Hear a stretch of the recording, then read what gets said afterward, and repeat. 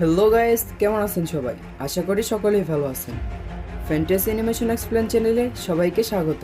আজকে আমরা সর্বকালের সেরা একটি অ্যানিম সিরিজ এক্সপ্লেন করতে যাচ্ছি, যার নাম অ্যাটাক অন টাইটান। এটি এমন একটি অ্যানিম সিরিজ যা রহস্য, টুইস্ট এবং থিওরিতে ভরপুর। এটি এমন একটি অ্যানিম সিরিজ যা পুরো বিশ্বের সকল অ্যানিমি ফ্যানদের মনে জায়গা করে নিয়েছিল তার রহস্য, রোমাঞ্চ এবং থিওরি দ্বারা। একই সাথে জিতে নিয়েছিল অস্কারের মতো বিশ্বের সবচাইতে দামি অ্যাওয়ার্ড, তাও সেটি একবার নয়, বেশ কয়েকবার।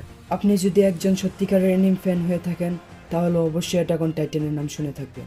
আইএমডিবিতে এর রেটিং পয়েন্ট হচ্ছে 9.3। বর্তমান সময়ে ডেমন স্লেয়ার অ্যানিম সিরিজটি যেমন আলোচনায় আছে, এক সময় এর থেকেও বেশি আলোচনায় ছিল এই অ্যাটাক অন টাইটান। 2013 সাল থেকে মুক্তি পাওয়া এই অ্যানিম সিরিজটির এখন পর্যন্ত মোট 4টি সিজন এসেছে। দীর্ঘ 10 বছর ধরে চলে আসা এই অ্যানিম সিরিজটি দর্শকদের মনে এতটাই জায়গা করে নিয়েছে যে সকল অ্যানিমি ফ্যানরা অধীর আগ্রহে অপেক্ষায় বসে আছে কবে আসবে এর নেক্সট সিজন, কবে ঘটবে সকল রহস্যের উন্মোচন। তাই আমরা বাংলায় প্রথম নিয়ে আসলাম অ্যাটাক অন টাইটান।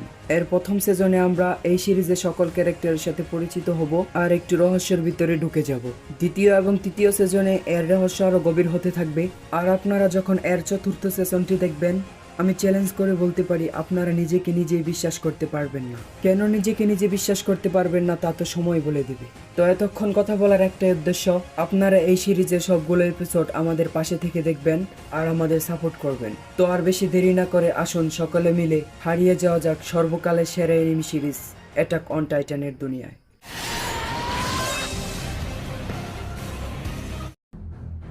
প্রথমে আমরা এই সিরিজের বেসিক কিছু ইনফরমেশন দিয়ে নিচ্ছি।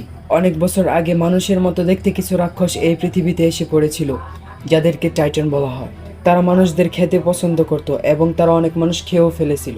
যে কয়েকজন মানুষ পৃথিবীতে বেঁচে ছিল তারা টাইটানদের হাত থেকে বাঁচার জন্য অনেক বড় বড় দেওয়াল বানিয়েছিল, যা শত বছর ধরে মানুষদের টাইটানদের হাত থেকে রক্ষা করে আসছে। মাঝে মাঝে কিছু আর্মি ফোর্স দেওয়ালের বাইরে যায় টাইটানদের সাথে লড়াই করার জন্য, যাতে তারা দেয়ালে হামলা করে দেয়াল ভেঙে না ফেলতে পারে। এই ছিল এর কিছু বেসিক ইনফরমেশন। তো আমরা মেন কাহিনীতে ফিরে আসি। তো ফার্স্ট এপিসোডের শুরুতে আমরা দেখতে পাই এই সিরিজের মেন ক্যারেক্টারকে, যার নাম এরিন। সে একটি গাছের ছায়ার নিচে ঘুমাচ্ছিল। হঠাৎ সে একটি খারাপ স্বপ্ন দেখে আর তার চোখ খুলে যায়। তখনই সে দেখে তার সামনে মিকাসা। মিকাসা হচ্ছে এরিনের বন্ধু। একটি দুর্ঘটনাতে মিকাসার মা বাবা মরার পরে সে এখন এরিনের ফ্যামিলির সাথেই থাকে। আর তখন এরিনকে এরকম ভাবে চিৎকার করতে দেখে মিকাসা এরিনকে জিজ্ঞেস করে, এরিন কি হয়েছে তোমার? তখন এরিন বলে, কই কিছু না তো। তখন মিকাসা এরিনকে বলে, তোমার যদি কিছু নাই হয় তাহলে তোমার চোখে পানি কেন? আর এখানে সিন কাট হয়। তারপরে সিন আমরা দেখতে পাই একজন ব্যক্তি সবাইকে বলছিল, আমাদের সকলকে এই দেওয়ালের পূজা করা উচিত, কারণ এরা আমাদের শত বছর ধরে বাঁচিয়ে রেখেছে। এটা হচ্ছে উপরওয়ালার থেকে দেওয়া আমাদের জন্য একটি উপহার। কিন্তু তার কথা কেউ মানছিল না। তারপর আমাদের আবার এরিন এবং মিকাসাকে দেখানো হয়, আর আমরা দেখতে পাই এরিন মিকাসাকে বলছিল, আমার কান্না করার কথা তুমি কাউকে বলো না। তখন মিকাসা বলে, আচ্ছা ঠিক আছে, বলবো না, কিন্তু তোমার এরকম বিনা কারণে কান্না করার কথা এটা তো আঙ্কেলকে নিশ্চয়ই বলতে হবে। তখন এরিন মিকাসাকে বলে, একদমই না, আমি তোমাকে মানা করেছি, তুমি বলবে না, বাস। তখন সেখানে একটি সৈন্যকে দেখানো হয় যার নাম হেনিস। সে এরিনকে বলছিল, এই ছেলে, তুমি কান্না কেন করছিলে? মিকাসা কি তোমাকে মেরেছে নাকি? তখন এরিন সেই সৈন্যটিকে বলে, আমি আবার কেন কান্না করতে যাব?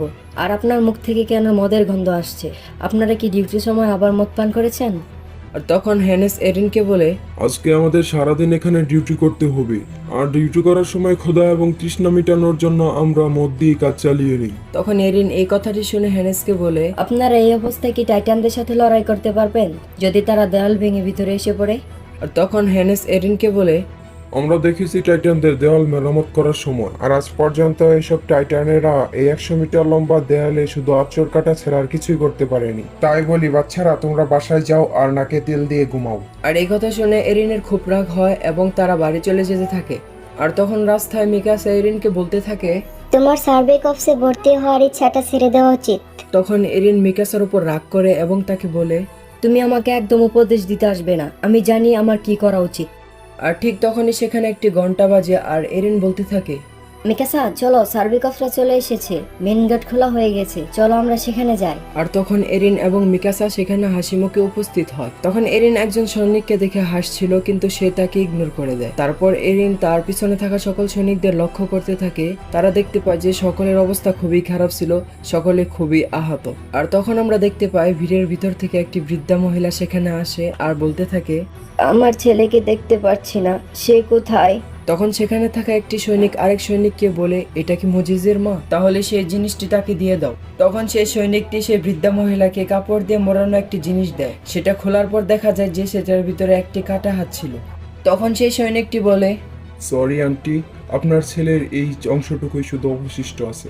তখন সেই বৃদ্ধা মহিলাটি কাঁদতে কাঁদতে বলে, আমার ছেলে ডিউটি অবস্থায় শহীদ হয়েছে, তাই না? যদিও এটা খুবই সাধারণ বিষয়, কিন্তু এতে মানুষের তো উপকার হয়েছে, তাতেই আমি খুশি। তখন সেই সৈনিকটি বলে, একদমই না, আমরা এই মিশন কিংবা এর আগে যত মিশন করেছি কোনো মিশনে আমরা কোনো প্রকার সফল হতে পারিনি। শুধু শুধু আমরা আমাদের সৈনিকদের জীবনগুলো সেখানে কুরবানি করেছি, এতে মানুষের কোনো লাভই হয়নি। আর এই কথা বলে সেখান থেকে সার্ভিক অফিসের সকল সৈনিকরা চলে যায়। আর তখনই আমরা দেখতে পাই সেখানে ভিড় থেকে একটি লোক বলছিল, কেন আমরা এদের ট্যাক্স দেই? এরা তো কোনো কাজেরই না। যদি এরা কোনো মিশনে সফলই না হতে পারে, আমরা শুধু শুধু এদের ট্যাক্স কেন দিব? একথা শুনে এরিনের খুবই রাগ হয়। তখন এরিন তার হাতে থাকা লাঠিটি দিয়ে সেই লোকটি টাকলাতে একটি বাড়ি মেরে দেয়। তখন অবস্থা গুরুতর দেখে মিকাসা এরিনের কলার ধরে সেখান থেকে টেনে হিঁচড়ে নিয়ে চলে আসে। আর সে এরিনকে বলে, তোমার কি সার্ভিক অফিসে ভর্তি হওয়ার ইচ্ছাটা এখনো আছে? আর এরিন তখন কোনো জবাব দেয় না। আর তখনই সিন কাট হয় আর আমরা দেখতে পাই এরিন এবং মিকাসা বাড়িতে ফিরে এসেছে। তখন এরিনের মা এরিনকে বলছিল, বাহ এরিন, আজকে তো তুমি অনেকগুলো লাকড়ি নিয়ে এসেছো। তখন এরিন নিরাশাময় চেহারা বানিয়ে বলে, হ্যাঁ। তখন এরিনের মা এরিনকে কান ধরে টানে আর বলে, তুমি কি তোমার নিজের মুখে বলবে কি হয়েছে, নাকি আমি মিকাসার কাছ থেকে জেনে নিব? আর এখানে সিন কাট হয় আর পরে সিন আমরা দেখতে পাই সকলে একসাথে খাবার খেতে বসেছে। আর তখন মিকাসা এরিনের বাবা মাকে বলে দেয় এরিন সার্ভিক অফিসে ভর্তি হতে চায়। আর এই কথা শুনে এরিনের মা দৌড়ে এসে এরিনকে জিজ্ঞেস করতে থাকে, এসব কি শুনছি আমি? সত্যিই কি তুমি সার্ভিক অফিসে ভর্তি হতে চাও? তুমি কি জানো এখনো পর্যন্ত সেখানে কত মানুষ মারা গেছে? আর তখন এরিনের বাবা এরিনকে বলে, তুমি কেন দেওয়ালের বাইরে যেতে চাও? তখন এরিন বলে, আমি দেখতে চাই বাইরের পৃথিবীটা দেখতে কেমন, আর সেখানে সকল মানুষজন কিভাবে বাস করে। আমি এরকম ভাবে দেওয়ালের ভিতর বন্দী হয়ে থাকতে পারবো না। সকল মানুষ যদি এরকম চুপ করে বসে থাকে, তাহলে এত মানুষ যে কোরবানি দিয়েছে তাদের নিজের জীবন, সেটা কি বিফল হয়ে যাবে না? এ কথা শুনে এরিনের বাবা সেখান থেকে উঠে চলে যেতে থাকে। আর তখন এরিনের মা তার বাবাকে বলে, আপনি কি এরিনকে কিছুই বলবেন না? আর তখন এরিনের বাবা বলে, আমরা কারো ইচ্ছাকে কথা বা গালি দিয়ে থামাতে পারবো না। আর এরিনকে বলে, এরিন, তোমার মন যা চায় তুমি তাই করো, আর আমি ফিরে এসে আমার বেসমেন্টের রহস্য তোমাকে খুলে বলবো।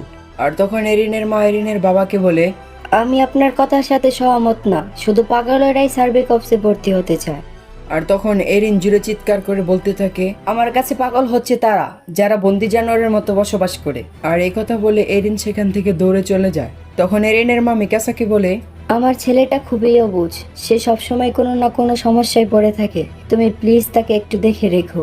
আর তখন সিন কাট হয় আর আমরা দেখতে পাই অনেকগুলো লোক মেলে একজন ছেলেকে মারছিল। আর সেই ছেলেটিকে বাঁচানোর জন্য এরিন দৌড়ে এদিকে আসতে থাকে। তখন সেখানে থাকা লোকগুলো এরিনকে বলতে থাকে, আসোই বেটা, আজকে তোকেও দেখে নিব। আর তখনই সেই লোকগুলো এরিনের পিছে মিকাসাকে দেখতে পায়। আর মিকাসাকে দেখে সেই লোকগুলোর অবস্থা হয় এমন।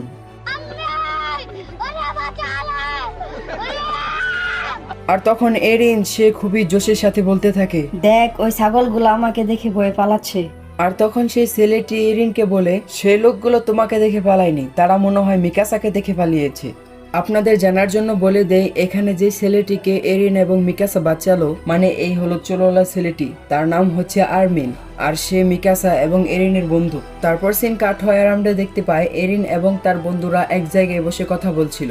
আর তখনই তারা দেখতে পায় আকাশে বিদ্যুৎ চমকা আর সেখানে বোম ফাটার মতো একটি জোরে আওয়াজ হয়। সেটা দেখার জন্য এরিন সেখানে দৌড়ে যায়। তারপর এরিন যেটা দেখে সেটা দেখে তার চোখ একদম কপালে উঠে যায়। আর তারা সেখানে দেখতে পায় দেওয়ালের উপর একটি অনেক বড় হাত। আর তখন আরমিন বলতে থাকে, এটা কোনোভাবেই সম্ভব না, এই দেওয়ালটি হচ্ছে 100 মিটার উঁচু। আর তখনই আমরা দেখতে পাই সেই দেওয়ালের ওপার থেকে বেরিয়ে আসে 110 মিটার লম্বা একটি বড় টাইটান। তখন সেই বড় টাইটানটি তার পা দিয়ে মেইন গেটে একটি জোরে লাথি দেয় এবং সেই গেটটি ভেঙে যায়। আর সেই ভাঙা অংশ দিয়ে আসতে থাকে সকল ভয়ানক টাইটান। আর টাইটানেরা ভিতরে এসেই সেখানে থাকা সকল মানুষদের ধরে খেয়ে ফেলতে থাকে। তখন সেখানে থাকা সকল লোকজন একদম আতঙ্ক হয়ে যায় আর তারা এদিকে সেদিকে দৌড়াদৌড়ি করতে থাকে।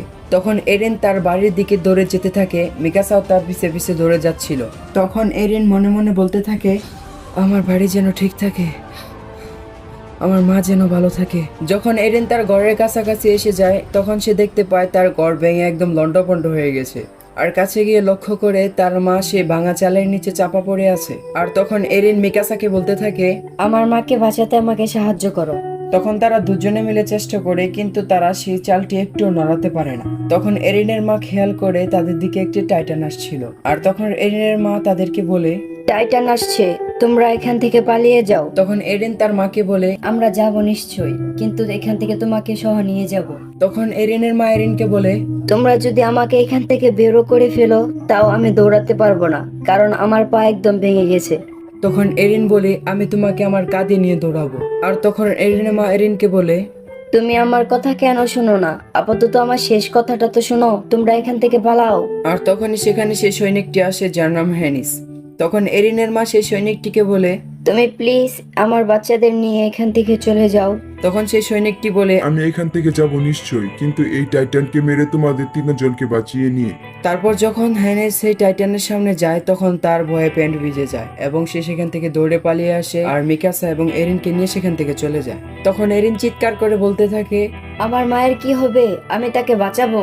তখন এরিনের মা এরিনকে বলে, এরিন, মিকাসা, তোমরা ভালো থেকো আর আমার জন্য তোমরা বেঁচে থেকো। আর ঠিক তখনই সেই টাইটানটি এরিনের মায়ের কাছে চলে আসে আর এরিনের চোখের সামনে তার মাকে দুটুকরো করে খেয়ে ফেলে। আর সেদিনই সকল মানুষ বুঝতে পেরেছিল টাইটানরা কতটা ভয়ানক আর তারা কি করতে পারে। আর এখানেই কিছু মজা, কিছু ভয় আর কিছু ইমোশন নিয়ে অ্যাটাক অন টাইটানের প্রথম এপিসোডটি শেষ হয়ে যায়। যদি ভিডিওটি ভালো লাগে থাকে তাহলে একটি লাইক এবং একটি কমেন্ট তো অবশ্যই করবেন। আর আমাদের সাথে থাকার জন্য আমাদের চ্যানেলটি সাবস্ক্রাইব করবেন আর পাশে থাকা বেল আইকনটি বাজাতে ভুলবেন না। তো আমরা জলদি নিয়ে আসছি এর পরের এপিসোডটি। ততক্ষণ পর্যন্ত সকলেই ভালো থাকবেন, সুস্থ থাকবেন। আল্লাহ হাফেজ।